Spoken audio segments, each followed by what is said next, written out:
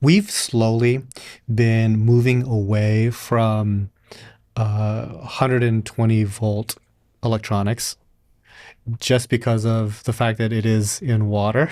Yeah, And I think that we started to actually audit our systems by just with a multimeter, just checking for stray voltage, because any number of hundreds of devices could fail and start leaking voltage. absolutely. And so I think that over time, we've been like transitioning more towards using 12 or 24 volt Yeah, DC right. just for like the safety aspects of it.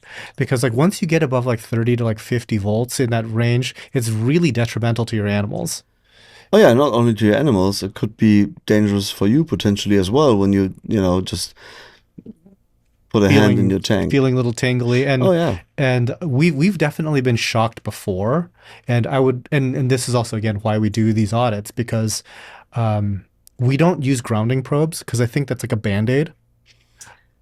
I wouldn't say so. So I can highly recommend using grounding So the probes. reason why we don't use grounding probes is because I want to detect the problem, because like once we do our audit, we know that something is wrong, and then we will actually go fix it rather than something potentially masking the problem and having a much worse degradation of that device. So that was kind of the thought process there. Yeah, okay. Well, I mean, there's in a hobbyist tank, yeah, or in an installation where you have those things in place, like you have people that are actually doing maintenance, checking things. Because nobody really does that Right. typically. But in your home tank, if I personally know someone who knows someone that died because of a broken glass heater Yeah. in his tank. So no GFCI detected it because the current actually didn't go anywhere. So Okay. the GFCI was still thinking it's all right because there was just, basically a short circuit in the water. So current was moving into the tank and out of the tank through the cable because it didn't leak anywhere else. So if you would have had a grounding probe, the current would have gone through the grounding probe, then flipping the GFCI basically, Interesting. because Okay. it's GFCI stands for ground fault Current interrupt. protection, Yep. right? Hmm. So that's it's basically just measuring how much energy goes in and how much energy, as in current, goes out. And if there's a mismatch, that's when the GFCI flips. Hmm. So you got to make sure that you are not the one taking the energy out of the tank or the current. Should be Hmm. the grounding probe. So when it comes to operating safety, I would say grounding probe is probably better Then not. than not having one. Out of curiosity, was that wasn't on, I'm sorry, like 120 or 110 volt? That was like 220 or something? What do you mean? Because I don't know how you electrocute yourself to death on like 110 volt. Oh well, I mean, safety regulations or the what voltage is defined is that 50 volts is able to kill you. So Oh, okay. so basically, the it's all about the current that can flow through your body, right? Hmm. And your body has a specific resistance, and the current to kill you in most cases. I mean, we're not talking about just vaporizing you, not that kind of voltage, but the voltage that actually changes your heart frequency because that's why you're dying, right? Hmm. There's two ways: DC, and we're talking about real DC, meaning, I don't know, 1,000 volts DC. So if you touch that, um, doesn't affect your heart rate too much. It will give you like a short stroke, but what happens is, yeah, just you'll still fly through the room. But the problem that occurs with a DC source, and that could also be welding system, for example, it will create a very strong heat. So proteins will just clog up in your veins and arteries. So that's the real danger from DC, that this little clock will just go somewhere where you don't want to have that. Oh, so okay, strokes. Yes. So Great. then you will have like not the stroke just from the heart where just get a rhythmic Like a heart problem. attack, yeah. Yeah. but you'll have the potential of having that happening and that going to your brain.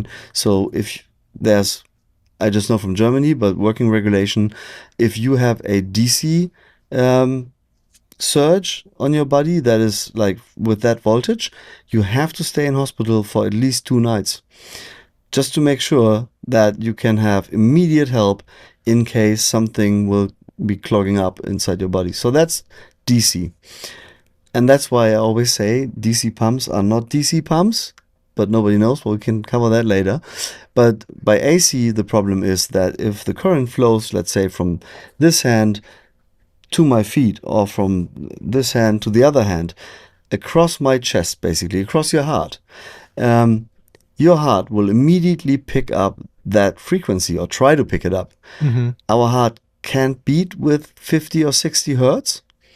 No. So it'll just start, I don't know the English word for that, but we call it flimmern. So it's basically just vibrating, Hmm. but it's not pumping anymore. So that's what's happening when you get a stroke, and that's when you die. So resistance-wise now, what voltage do you need to kill you? You basically just measure the resistance from one finger to the other, and then you know your body's resistance, and that's the way how to calculate how much voltage do I need to create a current that is high enough to go across my heart and actually set it off, off its normal rhythm. And a normal GFCI will be around 30 milliamps, or some in bathroom applications are as low as 6 milliamps. So that's considered a safe, like a safe value. Meaning with 30 milliamps, you have a very good chance of not dying. So everyone who has ever touched a live wire and the GFCI flipped, you don't want to do that every day. I mean, it really hurts, and it can lead to secondary issues because you break your arm or whatever, because you will be doing a good jump. I've had that once. Like, I touched something and I was sitting kneeling in front of that, and my legs just went straight. Like, I mean, Oh, wow. within a microsecond, and I was on the other side of the room. So that really hurt. But that's basically how they calculate. And to create in this resistance that current of 30 milliamps, you need 50 volts.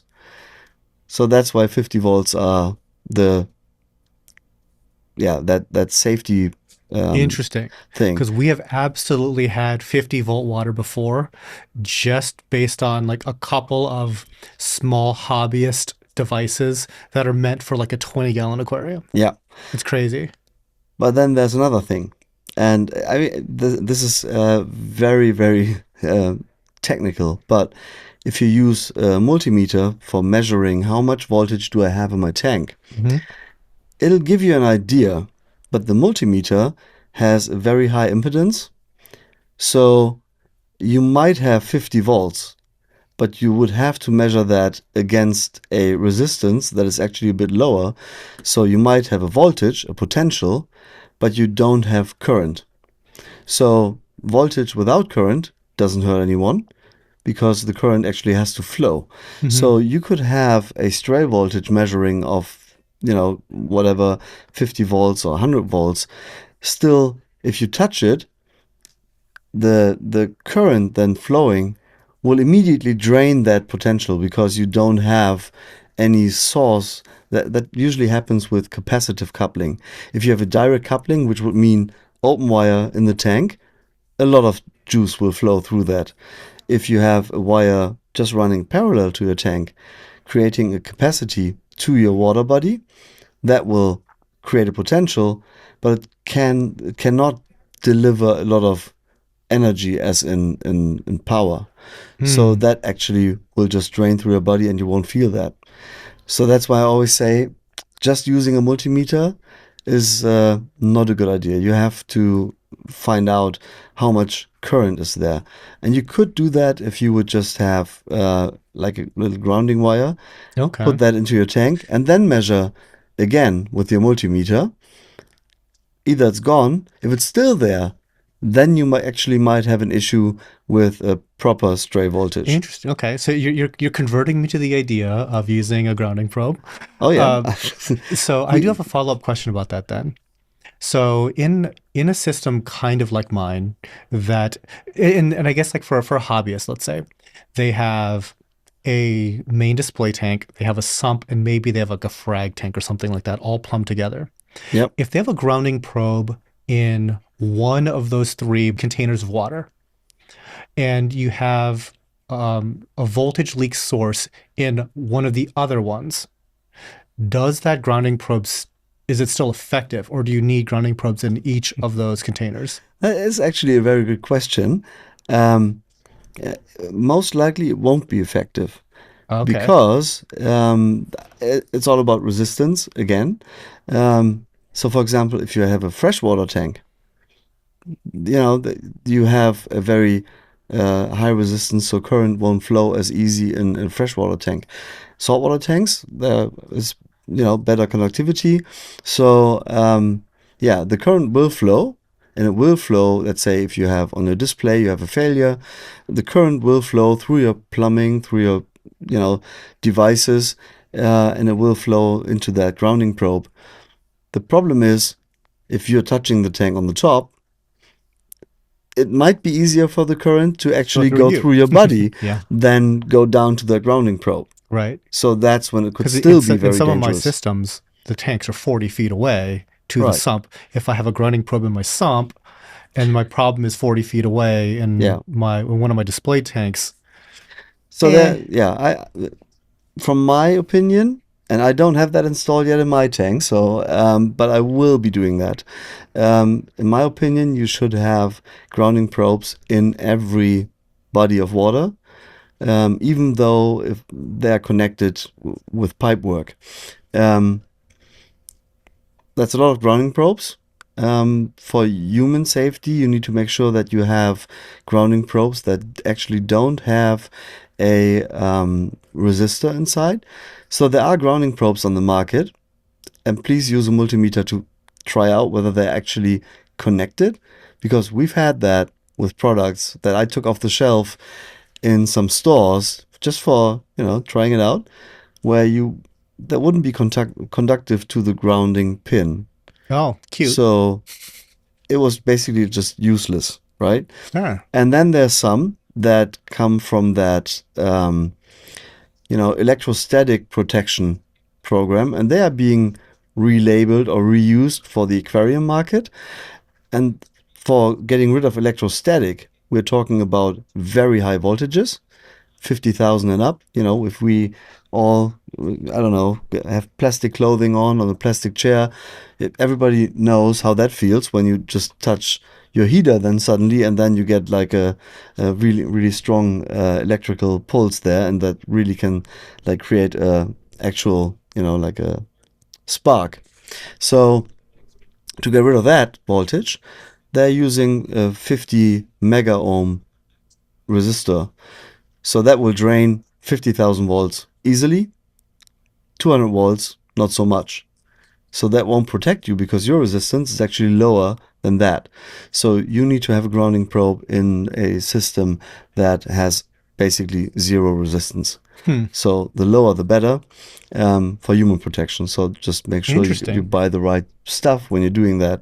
But that's what I'm doing. I'm putting a grounding probe in my sump, which is the body of water I'm working in for doing maintenance. But then I also do work in the tank when you're placing corals and everything. Although in the tank, my tank in that case, there's only an AFC 150, and there's going to be a second one. So they are running on 12 volts. Hmm. So the highest voltage you'll find on that cable will be 12 volts, and that's by law in Europe considered a safety extra low voltage. Self is that short term, and that's actually if the insulation voltage is correctly from that power supply you're using, or if it's battery powered, you could actually use that in a swimming pool and you'd be allowed in. Hmm, okay. Any other Interesting. pump is not allowed. 24 volts is not allowed. Hmm. So by law, if you build a swimming pond in Europe it has to be either a pump with 12 volt or less, which is rough, getting a big pump with 12 volts, because you'll need a lot of amps to create the same power. So that doesn't really work. And that's why, by the way, the cable on the AFC 150 is a lot thicker than on our A200s and A400s, or the even bigger models.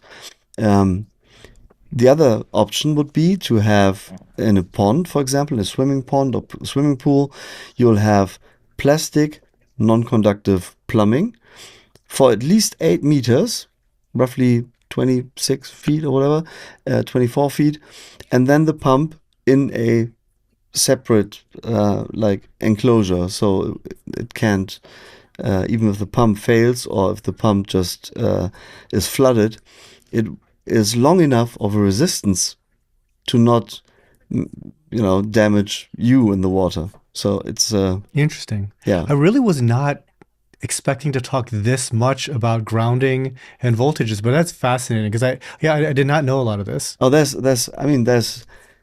endless amounts of stories. Like, just to give people an idea, that we're building 12 volt pumps. Like, the A12, AFC 150, A100, A120, and the A200 are available as low voltage pumps, which means 12 volts. So A200 is already a pretty good pump, but imagine 200 watts, 12 volts. So that's already like 10 to 12 amps going in. That's why the cable is thicker. So, and you cannot have a 20-meter cable. That's a question we get very often, because especially in larger installations, public aquariums, they have their touch pool tank right there, but then the driver is supposed to be, I don't know, In a next utility building, basically. room far Right. away. And we say we can't do that. It's, the resistance of the cable would make it so that 100 out of the 200 watts are actually just transferred to heat in the cable, and the remaining 100 watts will drive the water. So then I get a call from a wholesaler in Germany saying, but we have a 12 volt pump that is like, comes with a 20-meter cable or 10-meter cable. I'm like, nope, I don't believe you.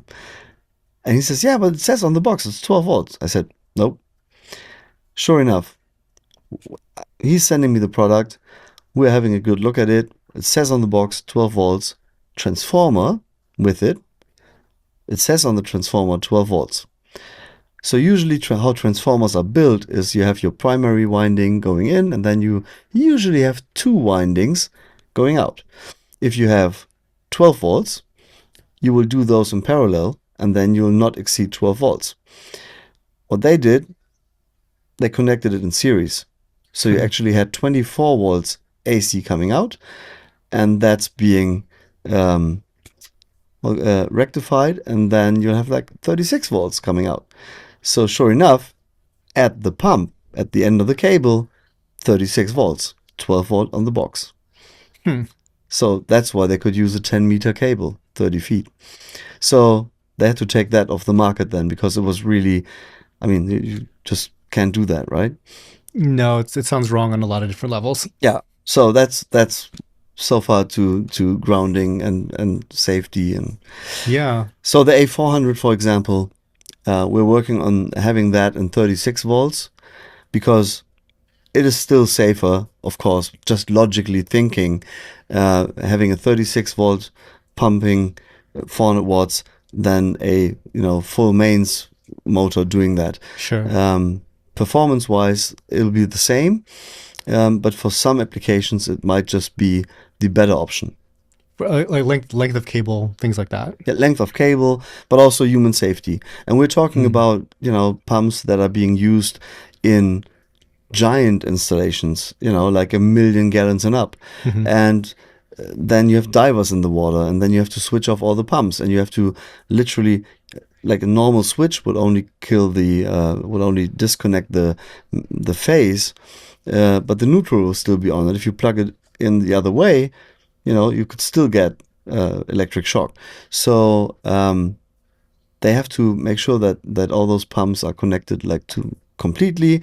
That's a lot of work. Nobody does that. I've been to many aquariums where they just don't give a damn about that, and if something goes wrong and you swim close to one of those pumps or cables or any other device. I mean, lamps falling in the water happens all Hmm. the time.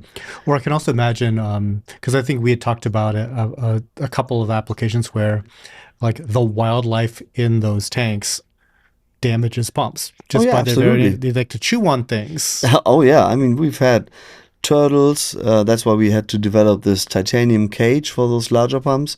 Uh, we have pumps running in crocodile enclosures.